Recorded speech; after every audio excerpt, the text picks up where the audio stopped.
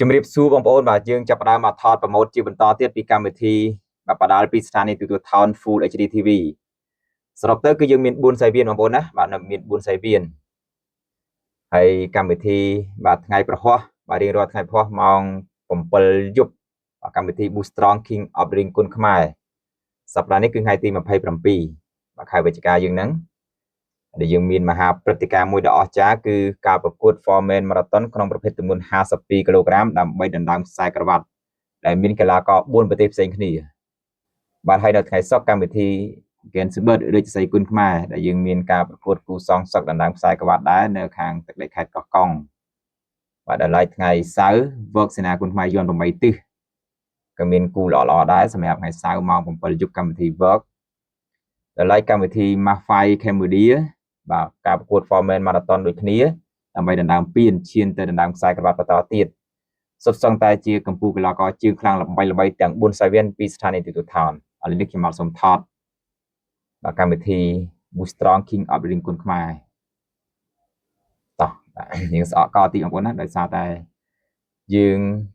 បាទច្រើនសាយវៀនបាទមិនតែប៉ុណ្ណោះបាទថត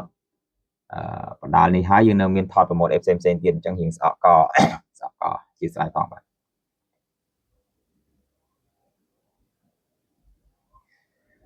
ការប្រកួត Foreman Marathon ក្នុងប្រភេទទម្ងន់52គីឡូក្រាម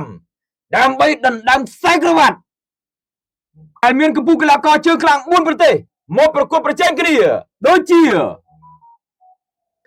អន្ត្រីសកំណាចរស្មីគុណខ្មែរ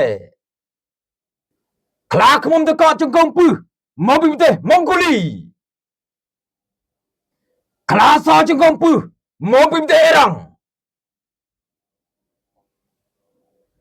កូននាងកំណាចមកពីប្រទេសចិនជើងខ្លាំងទាំង4រូបនេះនឹងត្រូវឡើងចាប់ឆ្នោតដើម្បីប្រកួតប្រជែងគ្នាដណ្ដើមខ្សែក្រវ៉ាត់ IPCC គុណខ្មែរប្រកួតគូមិត្តភាពអន្តរជាតិនាងកំណាចកោះកុងយេលីណាមួយនឹងស្ដេចប្រជុំនាគមកពីប្រទេសចិនលៀងស៊ីនស្ដេចគ្រត់កំណាចរិនសារ៉ាត់ជួបប្រហារជាមួយនឹងអ្នកលេងកណ្ដាប់ដៃផ្នែកបន្ទោលមកពីប្រទេសចិនលីហ៊ីជួបគ្នានៅថ្ងៃប្រហោះទី27ខែវិច្ឆិកាចាប់ពីម៉ោង7យប់តទៅអរគុណបងប្អូនណាបើស្រឡាញ់ចូលចិត្តកុំភ្លេចជួយ share ម្នាក់មួយសប្តាហ៍នេះក៏ក្រោកឲ្យកម្មវិធី Boost Strong King of the Ring គុណខ្មែរបាទ